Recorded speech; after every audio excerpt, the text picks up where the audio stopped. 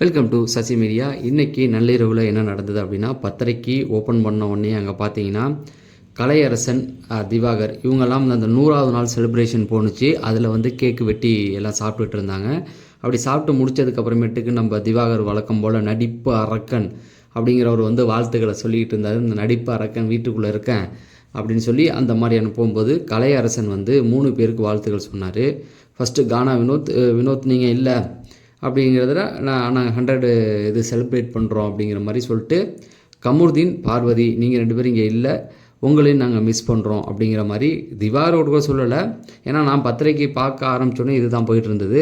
கலையரசன் வந்து பார்வதிக்கு வாழ்த்து சொன்னாப்புல. ஓகே, அது நல்லா இருந்தது. 100 இது. அடுத்தது பார்த்திங்க அப்படின்னா அந்த பக்கம் கட் பண்ணால் அமித் அவர்கள் வந்து விஷ் பண்ணுறாரு. அவர் வந்து யாருக்கு அதான் ஏற்கனவே கானாவினத்துக்கு விஷ் பண்ணிட்டாரா. அதுக்கப்புறமேட்டுக்கு அந்தாண்ட பார்த்தீங்க அப்படின்னா இவங்களுக்கு பார்வதி கமருதீனுக்கு வந்து விஷ் பண்ணுறாரு. பார்வதி நீ இல்லைனாலும் நீ இல்லை எனக்கு கஷ்டமாக இருக்குது, பட் என்னதான் இருந்தாலும் இது 100வது நாள், அதனால் செலிப்ரேஷனில் நீ இல்லை, உன்னை நான் மிஸ் பண்ணுறேன் அப்படிங்கிற மாதிரி. கமருதீன் அதே போல் தான். வாட் எவர் என்ன இருந்திருந்தாலும் நிறைய விஷயங்கள் பேச வந்தார். அதுக்குள்ளே வந்து அப்படியே கட் பண்ணி பார்வதிக்கு ஒரு வாழ்த்து சொன்னதை பார்க்க முடிந்தது. ஸோ ஏதோ ஒரு விதத்தில் சிலர் இந்த பல பேர் வந்து பார்வதி மேலே வெறுப்பை தெளிச்சிக்கிட்டு இருந்தாலும் அவங்களுக்கு பிடிச்சவங்க அந்த அன்பை கொடுத்துக்கிட்டு தான் இருக்காங்க. அதை என்னால் பார்க்க முடியுது. அது வெளியிலையும் பார்க்க முடியுது. யூடியூபர்ஸ் வந்து பார்வதியை பற்றி பேசின யூடியூபர்ஸ் எல்லாருமே பார்வதியை பற்றி இன்னமும் பேசுகிறாங்க. அதே போல் வீட்டுக்குள்ளே பார்த்தீங்களா, கலை என்னன்னு எனக்கு தெரியாது. ஏன்னா 2 வாரம் கம்முன்னு தான் உட்காந்துருந்தான். வாட்டர் மிலான் கூட சுற்றிக்கிட்டு இருந்தான், அதுவும் எனக்கு தெரியும். போகிறப்ப பார்வதி கூட க்ளோஸாக இருந்தானா அப்படிங்கிறது எனக்கு தெரியல, அதை விட்டுடலாம். ஆனால் அமித் வந்து ட்ரூவான அந்த ஃப்ரெண்ட்ஷிப், அது அவர் வந்து நிறைய பேசினார். கானா வினத்துக்கிட்ட வந்து சொல்லும்போது பார்த்தீங்களா, என் குழந்தையும் உன் குழந்தையும் ஃப்ரெண்ட்ஸாக இருக்கணும் அப்படிங்கிற மாதிரிலாம் சொன்னார் இல்லையா. அது ஒன்று பார்க்க முடிஞ்சாலும் அந்தாண்ட பக்கம் வந்து பார்வதி அதுதான் பார்வதிக்கு வந்து அன்பை கொடுக்குறவங்க கொடுத்துக்கிட்டு தான் இருக்காங்க. என்ன எனக்கு ஒரு வருத்தம் அப்படின்னா, கமருதீன் வரார் இல்லையா அந்த ஃபைனலுக்கு, அதே போல் பார்வதியும் கூப்பிடலாம். இப்போ கமருதீன் வரைக்கும் வந்தாச்சு அப்படின்னா பார்வதியும் கூப்பிடலாம் அப்படிங்கிறது தான். ஏன்னா வெளில போன சேண்ட்ராவே ஒரு விஷயத்தை வந்து தெளிவாக ஜாக்லின்கிட்ட சொல்லியிருக்காங்க. நான் அவங்கள வந்து மன்னிப்பு கேட்கலான்னு தான் நினச்சாங்களாம் வீட்டில் இருக்கும் பொழுது பார்வதிகிட்ட வந்து. ஆனால் அது வேறு மாதிரி போய்டும் அப்படிங்கிறதுக்காக கேட்கல. ஆனால் வெளில பார்த்து பேசுவேன், மன்னிப்பு கேட்பேன் அப்படிங்கிற மாதிரி சொல்லியிருக்காங்க. எதுக்காக மன்னிப்பு கேட்பாங்கன்னா, அவங்க மன்னிப்பு கேட்கும்போது முகம் கொடுத்து பேசலை இல்லையா, அந்த ஒரு மொமெண்ட் தான் அவங்கள வந்து நடிக்கிறாங்கன்னு காட்டி கொடுத்த ஒரு விஷயம். அதை ஏதோ உணர்ந்து மன்னிப்பு கேட்டால் சந்தோஷம், அதை வந்து பார்க்க முடிஞ்சது. அடுத்தது பார்த்திங்கன்னா இந்த பிரவீன் என்ன பண்ணிட்டான் அப்படின்னா, ஒரு டிஷர்ட்டும் ஒரு டவுசரையும் போட்டு வந்து நின்றுக்கிட்டு எல்லாரையும் என்னுடைய சட்டையில் எழுதுங்க அப்படின்னு, ஆட்டோகிராஃப் மாதிரி ஏதாவது மெமரிஸ் எழுதி கொடுங்க அப்படிங்கிற மாதிரி சொன்னாரா.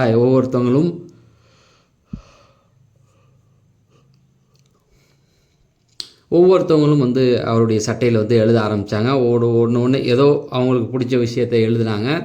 அப்புறம் கேமராவிட்ட போய், பிக் பாஸ் உங்கள்கிட்ட வந்து நீங்களும் உங்களுடைய ஆட்டோகிராஃபை வந்து மறக்காமல் போட்டு தரணும், ஏன்னா என்னுடைய லைஃப் இங்கேருந்து தான் தொடங்குது அப்படிங்கிற மாதிரி சொல்லி பேசிகிட்டு இருந்துட்டு, அப்புறம் திவ்யா எழுத போனாங்க. திவ்யாட்டே எழுதி வாங்கிட்டு வாட்டர் மிலன் மட்டும் எழுதாமல் வெளியில் உட்காந்து பேசிகிட்டு இருந்தார்.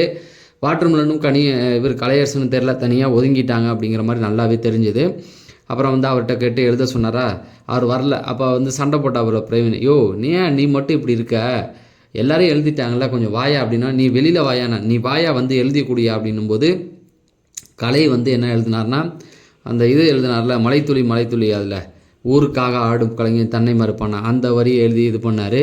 திவாகர் வந்து வாட்டர் மிலன் ஸ்டார் டிடிபி எழுதினார், டாக்டர் அதை மட்டும் எழுதாரா அப்படின்ற மாதிரி சொல்லிட்டு இருந்தாப்புல. அப்புறம் திவ்யா வந்தோடனே இங்கே கூட எழுதிட்டில அந்தாண்ட போ அப்படின்ற மாதிரி. திவ்யா வந்தோன்னா ஸ்மெல் சூப்பராக இருக்குது அப்படின்னோடனே, இந்த மாதிரிலாம் பேசாமல் ஒன்று அடிச்சிருவேன் அப்படின்ற மாதிரி சொன்னாங்களே. என்ன வாசம் நல்லா இருக்குன்னு தான் சொன்னேன், அப்படிலாம் சொல்லக்கூடாது அப்படிங்கிற மாதிரி சொன்னாங்க.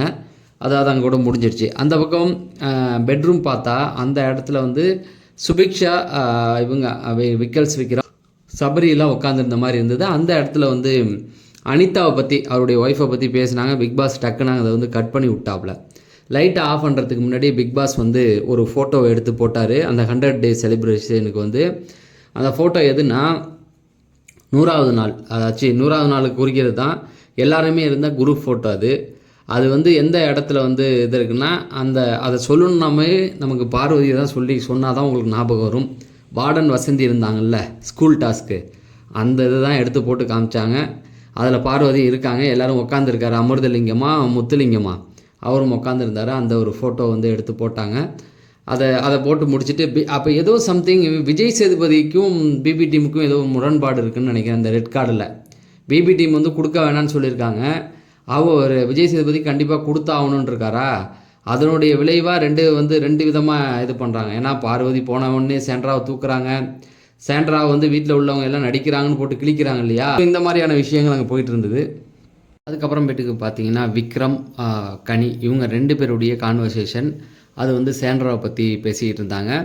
சாண்ட்ரா வந்து என்னென்ன பண்ணாங்க, அதாவது நானும் சாண்ட்ராவும் எப்படி க்ளோஸ் ஆனான்னு எங்களுக்கு சத்தியமாக தெரியல கனி. ஆனால் உட்காந்து கடைசியில் பேசிக்கிட்டு இருந்தோம், ஒரு எமோஷ்னல் பாண்ட் வந்தது, உட்காந்து பேசிக்கிட்டு இருந்தோம் அப்படிங்கிற மாதிரி சொன்னார். அதை வந்து கனி பார்த்தாங்க. பார்த்தேன் பேசிகிட்டு இருந்தீங்க அப்படின்னு. அப்போ வந்து சொல்கிறாரு, அதாவது அவங்க வந்து ஒரு இடத்துல விட்டு கொடுக்குற மாதிரி வந்தாங்க, நான் விட்டு கொடுக்கல அப்படிங்கிற மாதிரி சொன்னார். பார்த்தேன் அவங்க உட்காந்து பேசியிருந்தீங்கன்னு.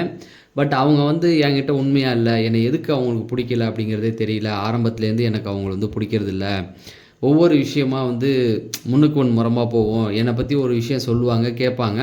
அந்த பெரிய கான்வர்சேஷன், அது நிறைய விஷயங்கள் போணுச்சு. பட் நம்ம எல்லாமே பார்த்த ஒரு விஷயம் அப்படிங்கிறதுனால அதை எடுத்து பேசுகிறதுல ஒன்றும் இது கிடையாது. அதாவது அவங்க அந்த தலை டாஸ்க்கு சபரியோடைய இது வந்ததில்ல, அதுலேருந்து அப்போ வந்து இவங்க வந்து நம்ம வியாடாக பண்ணுறவங்க ஒரு மாதிரி ஏட்டிக்கு பூட்டி பேசிட்டாங்க. அதில் வந்து கனி மேலே கொஞ்சம் தப்பு இருந்தாலும் அந்த இடத்துல வந்து அவங்க வந்து மாட்டி தான் விட்ருப்பாங்க கனியை. ஸோ அதையே விஜய் சேதுபதி கலாச்சிருப்பார். அந்த மாதிரியான விஷயங்கள். அதுக்கப்புறமேட்டுக்கு வந்து சாரி கேட்க சொன்னது, அது இப்படி நிறைய விஷயங்கள் அவங்க வந்து பேசிவிட்டு அதுக்கப்புறமேட்டுக்கு அதுக்கு வேறு மாதிரி ஒரு ரியாக்ட் பண்ணுவாங்க, நம்மக்கிட்ட ஒரு பதில் சொல்லிட்டு அதுக்கப்புறம் ஒன்று பண்ணுவாங்க அப்படிங்கிற மாதிரிலாம் சொல்லிட்டு இருந்தாங்க.